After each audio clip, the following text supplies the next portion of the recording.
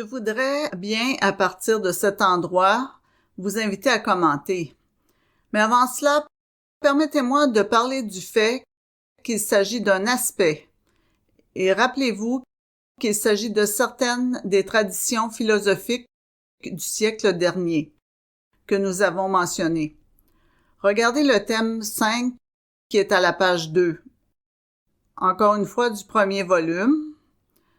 Vous remarquerez que j'ai pris toutes ces citations du premier volume parce que, à la base, elles traitent des principes fondamentaux qui sont ensuite exposés ou observés dans le développement humain.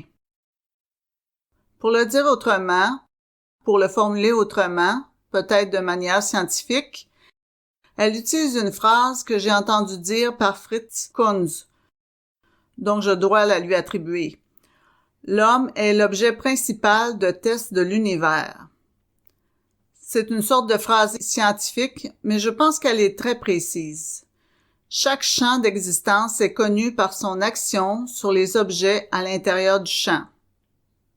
Et donc, l'homme est le test de tout l'univers, et c'est pourquoi la psychologie est si importante. C'est le reflet de la métaphysique. Cela s'établit alors comme un mode comportemental, un mode de conduite qui est une éthique, et c'est vraiment ce qui est le plus important pour moi, comment nous vivons nos vies à cause de cette position métaphysique. Aussi, remarquant qu'en effet, l'univers est un reflet, une émanation, une apparence, l'objet pur en dehors de la conscience nous est inconnu. Et imaginez faire cette déclaration il y a 100 ans, voyez-vous? D'un point de vue, c'est kantien, n'est-ce pas? Très kantien. D'un autre point de vue, on sait aujourd'hui que toute observation de l'univers matériel, de l'univers physique, certainement au niveau subatomique, est influencée par l'observateur, de sorte que l'objet pur est inconnu de la conscience. On ne peut pas observer les particules subatomiques sans affecter les particules subatomiques. L'observation même les change, d'où découle le principe d'indétermination de Heisenberg et ainsi de suite. Et Sir John Wheeler, le docteur John Wheeler, a fait une déclaration merveilleuse. L'observateur et l'observé sont en fait, nous vivons dans un univers participatif. Il y avait une déclaration faite par Krishnamurti qui dit que le penseur est la pensée. Alors vous voyez, ici elle dit « L'objet pur en dehors de la conscience nous est inconnu, tout en vivant sur le plan de notre monde en 3 dimensions. Comme nous ne connaissons que les états mentaux qu'il génère dans l'ego percevant. Et tout ce que nous regardons génère un état de conscience en nous. Maintenant, la manière avec laquelle nous le regardons va régir alors ce qu'est cet état de conscience. Si je vous regarde et que je vous dis « Eh bien, vous êtes très différent de moi », c'est là une évidence, voyez-vous. Vous avez des cheveux verts et des yeux rouges, 4 bras et ainsi de suite. Alors, évidemment, vous êtes très différents et cela génère non seulement un état mental, mais un état émotionnel. Je n'aime pas les gens avec les cheveux verts et les yeux rouges et 4 bras et ainsi de suite. Je ne suis pas à l'aise avec de telles personnes et ainsi de suite. Ou je suis attiré par de telles personnes et nous commençons donc à développer cette relation, n'est-ce pas? Elle poursuit tant que le contraste du sujet et de l'objet perdure, à savoir tant que nous jouissons de nos 5 sens et pas plus, et remarquez qu'elle dit que nous profitons, voyez-vous que nous ne faisons pas que les utiliser, mais nous en tirons du plaisir.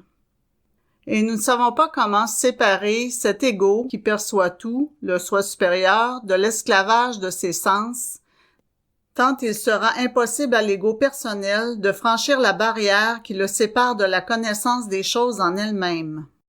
Or, bien sûr, c'est l'énoncé kantien qu'on ne peut pas connaître la chose en soi. Das Ding an sich. Cet ego, et elle parle maintenant de l'ego personnel, cet ego progressant dans un arc de subjectivité ascendante doit épuiser l'expérience de chaque plan. Nous devons vraiment faire l'expérience de chaque domaine de notre être. Et donc, quand nous avons eu les principes au tableau hier, ces principes deviennent fonctionnels à travers les upadis, comme nous l'avons dit, ou à travers les vêtements, à travers les conteneurs qui les nourrissent. Mais c'est de cette façon que nous entrons dans tout le processus du devenir. Se souvenir toujours de l'identité qui le sous-tend, mais maintenant nous en prenons conscience. C'est une déclaration merveilleuse.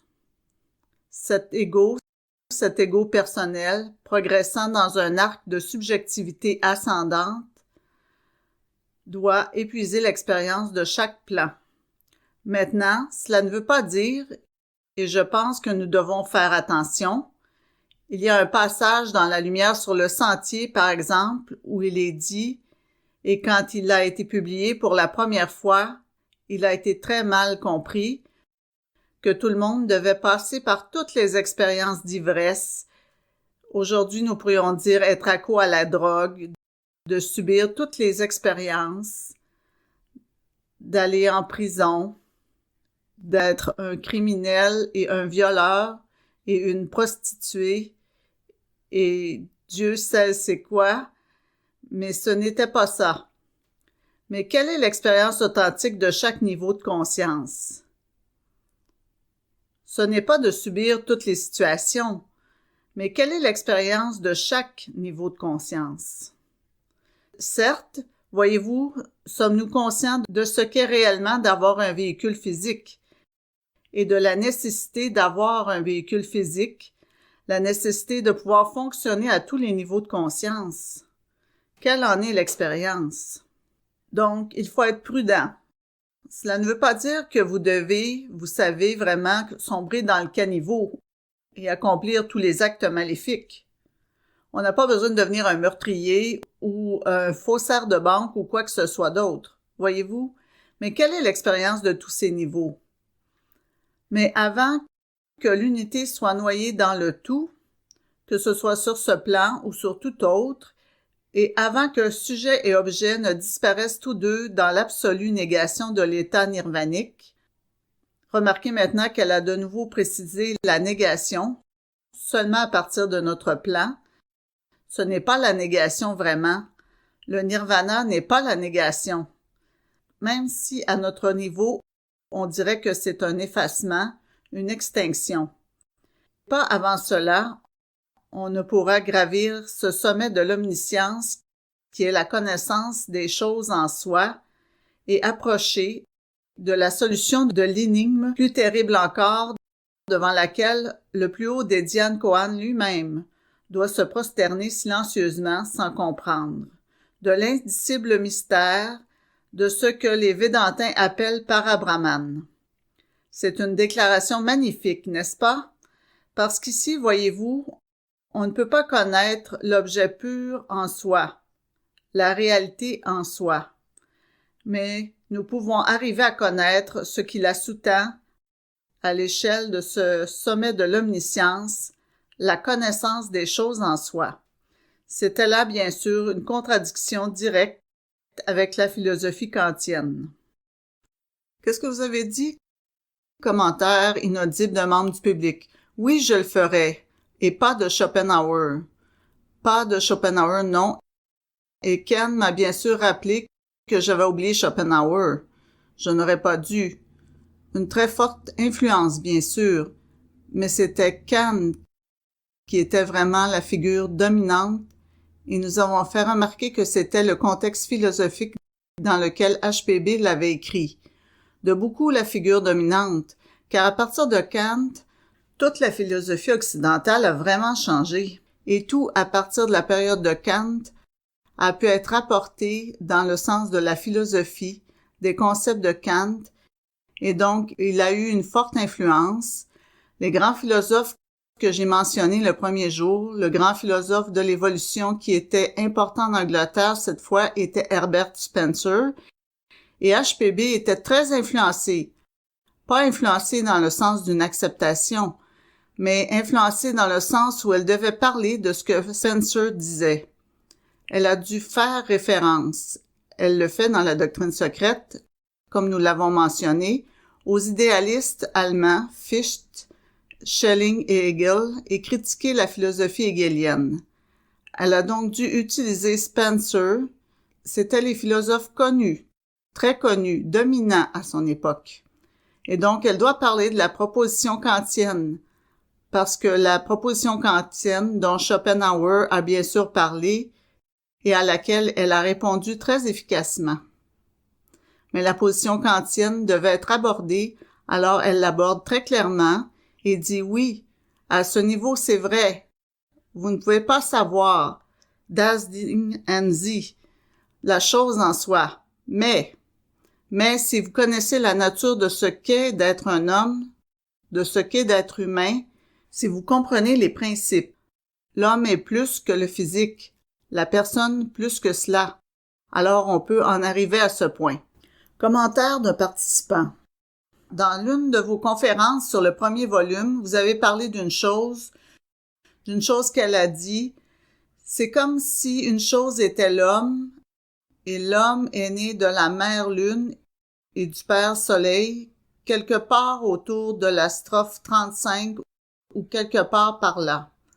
Cette idée est tout un concept, et si vous pouvez en extraire la chose, la formuler en physique atomique, alors vous n'avez plus que la réalité elle-même. Le reste est inintelligible. Oui, tout à fait vrai.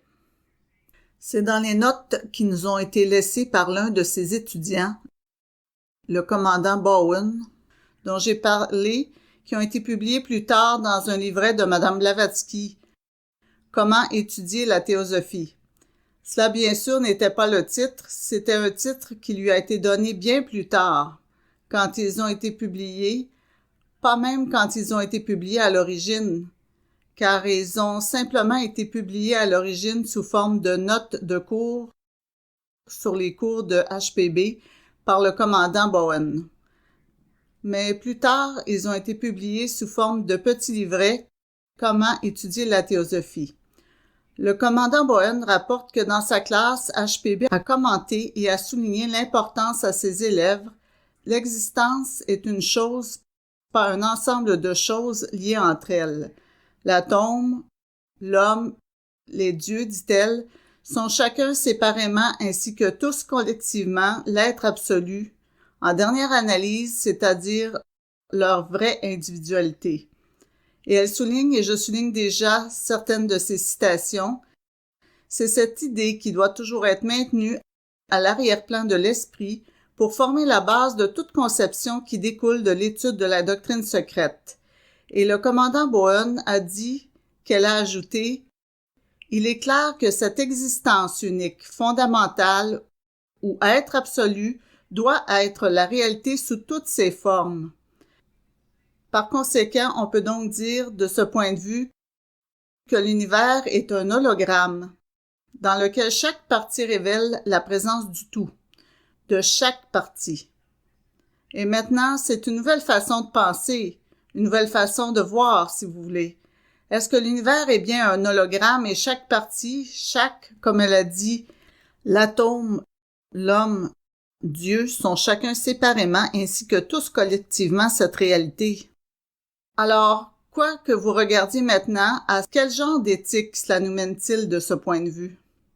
Au fur et à mesure que nous grandissons dans cela, quelle forme d'éthique?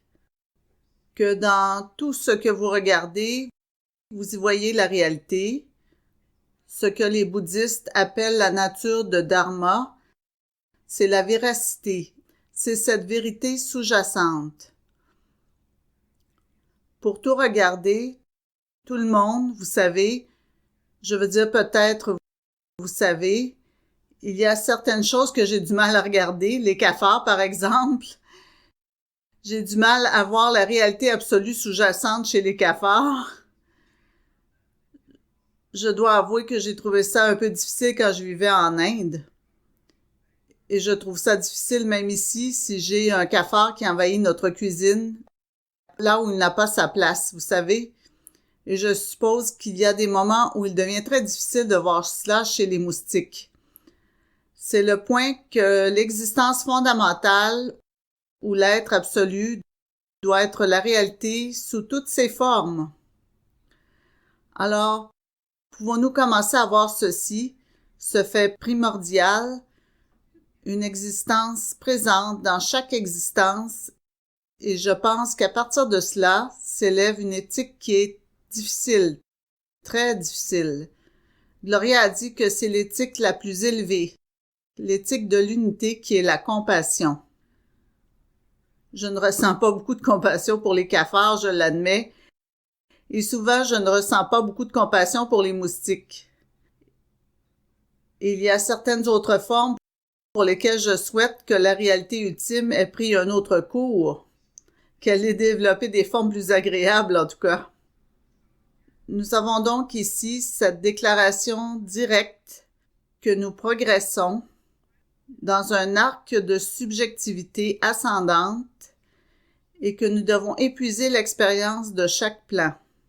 Eh bien, en parlant de cette façon de voir, nous pouvons alors examiner le point 4 qui, je le pense, est une belle déclaration. Cela éveille alors ce nouveau mode de connaissance et cette façon de voir. L'être unique, qui est la réalité ultime, est le noumène de tous les noumènes, donc nous savons qu'il doit sous-tendre les phénomènes, que derrière tous les phénomènes, derrière toutes les apparences, doit être ce qui crée l'apparence, si vous voulez. Si tout est apparence phénoménale, alors il doit y avoir ce qui crée, et ce qui crée, c'est le noumène, et le noumène unique est la réalité ultime. Par conséquent, leur donne l'ombre de réalité qu'ils possèdent, mais pour laquelle nous n'avons pas les sens ou l'intellect pour la comprendre à l'heure actuelle. Remarquez maintenant que présentement, parce que bien sûr elle fait très clairement référence dans l'anthropogénèse au développement ultérieur des autres sens. Nous avons 5 sens, il doit y en avoir un 6e et un 7e, et donc à l'heure actuelle, nous n'avons pas les sens pour les connaître. Cela peut encore être dans notre avenir. Nous n'avons certainement pas le mental assez éveillé pour les connaître. Et puis, elle utilise une magnifique métaphore. Une belle métaphore. Et comme certains d'entre vous le savent, je suis fascinée par la métaphore. Je pense l'avoir déjà mentionné. Mais vraiment, tout est métaphore. Tout, chaque chose est une métaphore pour l'ultime réalité, quelle que soit la manière dont nous voulons le voir. Elle nous donne donc ici une belle métaphore. Les impalpables atomes d'or dispersés à travers la substance d'une tonne de minerais aurifères peuvent être imperceptibles à l'œil nu du mineur, pourtant il sait qu'ils n'y sont pas seulement présentes, mais qu'elles seules donnent à ce minerai une valeur appréciable. Nous pouvons le considérer, vous savez, comme un simple morceau de quartz aurifère, et ne pas y voir du tout l'or. On peut dire que c'est très beau, très joli, mais n'a pas vraiment beaucoup de valeur. Je peux l'utiliser comme butée de porte ou comme presse-papier. Mais le mineur, connaissant la valeur qu'il perçoit, voit la valeur, et cette relation de l'or au minerai ne peut que vaguement refléter celle du noumène au phénomène. Mais le mineur sait à quoi ressemblera l'or une fois extrait du minerai, tandis que le commun des mortels ne peut se faire une idée de la réalité des choses séparées de la maya, qui les voile et dans laquelle elles sont cachées.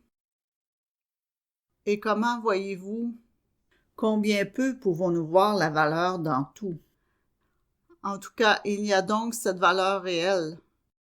Je pense que c'est une belle déclaration, une merveilleuse métaphore qui devrait nous faire prendre conscience. Pouvons-nous commencer? Et c'est le genre d'éthique, n'est-ce pas? Pouvons-nous commencer à regarder tout le monde, tout, et apprécier sa valeur, apprécier la valeur de l'or qui est là? Parfois, ce n'est pas facile à voir. En lisant les lettres du Mahatma, je pense encore et encore que les enseignants adeptes écrivant à M. Sinnett faisaient remarquer, eh bien, oui, de votre point de vue, du point de vue d'un Anglais instruit qui se sentait vraiment supérieur au commun des mortels de l'Inde, de ce point de vue et du point de vue de M. Hume, oui, vous n'avez pas reconnu ce qui était juste devant vous. Vous ne nous avez même pas vus quand nous sommes apparus. Pour ainsi dire, il y a de nombreux cas où les maîtres semblent dire cela à M. Sinnett. Diriez-vous que c'est vrai, Virginie? Diriez-vous que c'est vrai qu'à maintes reprises, les maîtres soulignent que Sinnett et Hume ne voyaient pas la valeur chez certaines personnes et certains individus qui ont été amenés devant eux. Il y a encore et encore cette emphase. Vous n'avez pas reconnu que cette personne était là. Et nous l'avons dans de nombreuses histoires, vous savez. Quelle est cette belle histoire dans le christianisme, vous savez? L'homme qui n'a pas... Bien sûr, nous avons l'histoire du bon Samaritain, mais aussi, dit-on souvent, « Quand vous ai-je vu? Quand t'ai-je vu et ne t'ai pas reconnu? Quand t'ai-je nourri? Quand est-ce que je t'ai donné de l'eau? Quand est-ce que je t'ai donné des vêtements? » Et ainsi de suite. Et c'était parce que c'était sous toutes les formes, et quoi que cette forme semble être, qu'il y avait la présence du Christ. Cette présence. L'autre sage, oui, merci, oui, je me souviens de la lecture de Félix. Commentaire d'un membre de l'auditoire inaudible.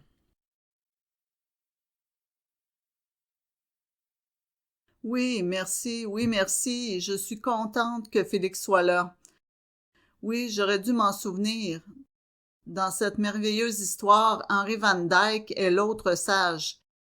Et le fait que le quatrième sage ait fait ces choses, mais ne s'en est pas rendu compte.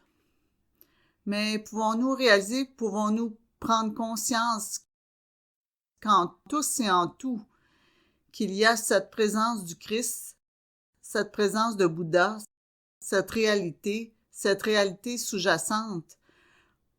Pouvons-nous reconnaître l'or dans le bloc de quartz? Mais je pense que ces citations particulières que je vous ai données illustrent alors certains des principes fondamentaux qui sont intégrés en nous sous forme de métaphysique, mais que nous devons réaliser dans le processus de devenir, de la croissance de notre propre être, et qu'ils impliquent aussi une saine responsabilité.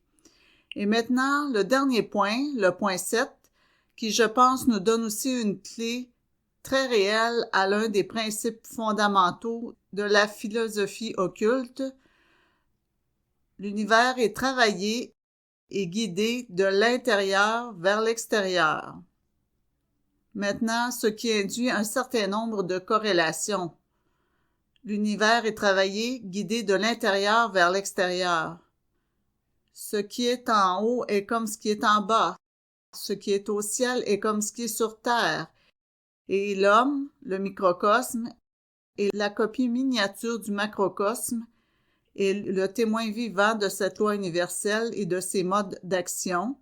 Et l'on pourrait y ajouter que l'homme est le témoin vivant de chacune des lois occultes. Brisez-les et nous souffrons. Suivez-les et nous grandissons. Eh bien, nous grandissons aussi dans la souffrance, bien sûr. Nous voyons que tout mouvement, acte, geste extérieur, qu'il soit volontaire ou mécanique, organique ou mental, est produit et précédé par un sentiment ou une émotion interne, une volonté ou une volition, et de la pensée ou du mental. Alors pouvons-nous en prendre conscience? Commentaire. Je viens de penser que nous ne pouvons pas briser la loi, nous ne pouvons que nous briser sur elle. Eh bien, c'est une bonne façon de le dire. Ah oui, j'aime ça. Je pense que le point de Virginia est très approprié. Nous ne pouvons pas briser la loi, mais nous nous brisons contre elle. Oui, la loi ne peut pas être brisée, la loi ne peut jamais être brisée. Mais nous pouvons certainement nous cogner les orteils contre elle et nous cogner les tibias contre elle, et vous savez, tomber en s'y heurtant. Commentaire inaudible d'un étudiant. Nous en sommes venus et y retournons. Ceci étant la fin du processus de réincarnation. Oui, on peut prendre cela à plusieurs niveaux différents, la question, vous voyez. C'est au point 2. Nous sommes venus, nous sommes émanés de cette réalité universelle, para-Atman et para-Brahman, et nous devons un jour y revenir. Je pense qu'on peut prendre ça à plusieurs niveaux. Ça peut être à la fin de tout le Manvantara, ça peut être à la fin du cycle des réincarnations, quand on est libéré, pour ainsi dire, de la nécessité, mais revient volontairement comme le Bodhisattva, le Nirmanakaya. Ce sont là des termes techniques que nous n'avons pas abordés, mais que beaucoup d'entre vous connaissent cependant. Donc, je pense que cela peut avoir lieu à de nombreux niveaux différents, et finalement, comment devrions-nous dire à la fin de tout un Manvantara ou Kalpa? Commentaire. Par exemple, on pourrait l'expliquer par ce modèle. L'océan, l'immensité de l'océan et la vague de l'océan qui se lève, il faut qu'elle revienne. Et après être revenue, plus riche, donc la prise de conscience du retour est possible, peut l'être pour nous, et comme pour la vague, en d'autres termes, nous pensons pendant un moment que nous sommes séparés, et puis la vérité est que nous ne sommes rien sans l'océan.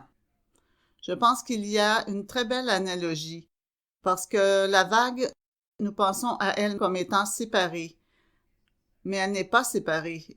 Et pourtant, nous parlons des vagues de l'océan, n'est-ce pas? Comme si elles étaient séparées, mais elles ne pourraient exister s'il n'y avait pas l'océan dans lequel elles retournent.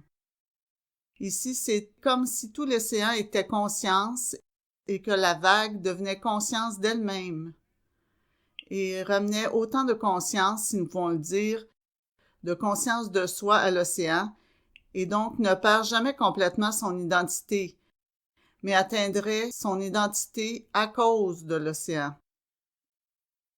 Je pense qu'un concept très merveilleux nous a été présenté. Commentaire. Joy, j'aimerais vous parler d'une autre analogie dont je suis conscient parce que je suis devenu artiste. Je me souviens de la première fois que j'ai appris, quand j'ai suivi des cours d'appréciation de l'art, la théorie de l'opposition de couleurs. Dans la théorie des pigments, la présence de toutes les couleurs fait le noir et l'absence de toutes les couleurs rend ton papier blanc. C'est une théorie des pigments, mais il y a une théorie de la lumière. Si tu enlèves toute la lumière, c'est noir ou sombre, et si vous allumez la lumière là-bas, vous avez toutes les couleurs comme un arc-en-ciel, simplement réfractées. Donc, elles sont exactement opposées, mais c'est comme regarder dans un miroir. Et quand vous regardez dans un miroir, les choses sont juste inversées. Tout est là. Très bien, merci Jack. Il y a beaucoup d'analogies auxquelles vous commencez à penser, n'est-ce pas? À partir de notre expérience personnelle, en devenant un artiste, par exemple, vous avez pris conscience, si vous n'êtes pas impliqué dans l'art, vous n'avez peut-être pas été au courant de cet effet, qu'il y a cette inversion. C'est tellement vrai. Alors, voyant tout cela, je suggère qu'il y a cette éthique, une éthique qui surgit quand il y a une conscience croissante de notre enracinement dans l'un, l'unité radicale. Une éthique, je pense, fondée sur une prise en compte, comme j'aime l'appeler, qui doit s'éveiller en chacun de nous à cause de cette métaphysique, à cause de ces principes universels fondamentaux qui sont présentés dans la doctrine secrète. Et tout le reste émane d'eux et doit éveiller en nous une prise de conscience, une prise en compte pour tout, une éthique de soi et tous les autres, de notre responsabilité. C'est l'essence, je pense, de toute la tradition de la sagesse, la religion sagesse qui nous a été donnée. Et il y a une merveilleuse déclaration de HPB dans l'introduction que je n'ai pas mis parmi ceux-ci, car ce n'est pas tant un principe qu'une description de la situation à l'époque où elle écrivait. Mais je pense que ça peut être aussi une description de la situation aujourd'hui. Le monde d'aujourd'hui, dit-elle, et c'est aussi vrai 100 ans plus tard que ce l'était en 1888, le monde d'aujourd'hui, dans sa folle progression vers l'inconnu, qui se confond trop vite avec l'inconnaissable, remarque intéressante, progresse rapidement sur le plan matériel de la spiritualité. Et c'est là une contradiction intéressante, cette expression au plan matériel de la spiritualité. Nous avons matérialisé le spirituel, nous l'avons concrétisé, nous l'avons presque amené dans une sorte d'exposition. C'est maintenant devenu, dit-elle, une vaste arène, une vraie vallée de discorde et de lutte éternelle. Une nécropole, qui bien sûr est une ville de la mort, une nécropole où reposent les plus hautes et les plus saintes aspirations de notre âme-esprit. Et donc, c'est notre responsabilité, me semble-t-il. C'est pourquoi nous étudions cela, de déterrer ces saintes aspirations. Et cela se répète bien sûr dans l'une des grandes légendes du Saint Graal, l'histoire de Lancelot, qui fut appelé à les déterrer. On lui dit qu'il doit partir, que c'est une aventure, et il pose des questions sur l'aventure, et on lui dit qu'il y a une voix venant du cimetière, d'une pierre tombale, et qu'il doit faire taire cette voix. C'est une belle histoire qui fait partie des légendes du Graal, et il le fait. Maintenant, chacun de nous peut être un Lancelot et écouter les pleurs de l'humanité qui viennent de la nécropole d'aujourd'hui. Il y a des pleurs. Nous le trouvons également dans une belle œuvre de Nikos Kazantzakis, l'écrivain grec moderne, auquel j'ai fait référence à d'autres occasions. La première chose que l'humanité doit faire, c'est de s'éveiller en chacun de nous, c'est d'entendre les pleurs de l'humanité. Et c'est d'entendre les pleurs du Dieu enseveli, et nous devenons alors les sauveurs de Dieu, comme l'a dit Nikos Kazantzakis. Alors peut-on entendre au milieu de toute la cacophonie du monde les pleurs de l'humanité? C'est en effet, je pense, ce qui nous est dit ici. Comme elle le dit, où reposent les aspirations les plus hautes et les plus saintes de notre âme-esprit. Et je pense que nous devons relever ce défi pour déterrer ces aspirations, l'aspiration vraiment sacrée de l'humanité. Donc, nous avons ici, comme je le pensais, et aussi loin que j'ai toujours pensé à la doctrine secrète, je pense que les deux mots qui, pour moi, la résument sont être et responsable dans le processus de devenir. Être et responsable. Dans l'un des livres contemporains de théorie scientifique, ce livre de John Briggs et David Peat, appelé L'univers miroir, un livre merveilleux qui résume de nombreuses théories scientifiques contemporaines, en physique, en biologie, en psychologie, en recherche sur le cerveau, etc. Ils ont mis les prémices de cette façon. La nature elle-même est une toile d'énergie vivante. Chaque objet est un miroir composé, brin après brin, de tout ce qui est. Quels étaient les 3 derniers mots? Demande quelqu'un de l'assistance. De tout ce qui est. La nature elle-même est une toile d'énergie vivante chaque objet est un miroir composé, brin après brin, de tout ce qui est. Maintenant, une déclaration pourrait-elle être plus théosophique? Vous pensez qu'il s'agit d'une déclaration qu'HPB aurait pu écrire? Mais c'est une déclaration de 2 scientifiques qui ont donné une analyse très perspicace de l'état contemporain à partir de la science moderne. Et par conséquent, il nous incombe, je pense, de nous rendre compte de la responsabilité que nous avons, une responsabilité qui est soulignée en quelques belles phrases que le Mahatma K.H. a écrit à M. Sinet. Puisqu'il y a de l'espoir pour l'homme, et seulement dans l'homme, je ne laisserai un seul pleur que je pourrais sauver. C'est là déterrer les saintes aspirations. C'est beaucoup de responsabilité morale qui va au-delà de ce qu'on appelle habituellement l'éthique et la morale contemporaine. Une véritable responsabilité individuelle. Alors, permettez-moi de conclure, je pense qu'il est temps de conclure avec une magnifique déclaration que nous retrouvons dans l'œuvre finale de HPB, La Voix du silence. Et je dois dire, je recommande que dans une étude de la doctrine secrète, on étudie toujours la voix du silence en même temps, ou qu'on l'utilise, car les deux sont complémentaires. Et dans la voix du silence, nous avons « Baisse la tête et écoute bien. La compassion parle et dit « Peut-il y avoir de la béatitude quand tout ce qui vit doit souffrir? Seras-tu sauvé pour entendre le monde entier pleurer? » Eh bien, si l'on étudie vraiment la doctrine secrète et en saisit réellement le sens profond, c'est le message. Vivez la vie si vous voulez atteindre la sagesse.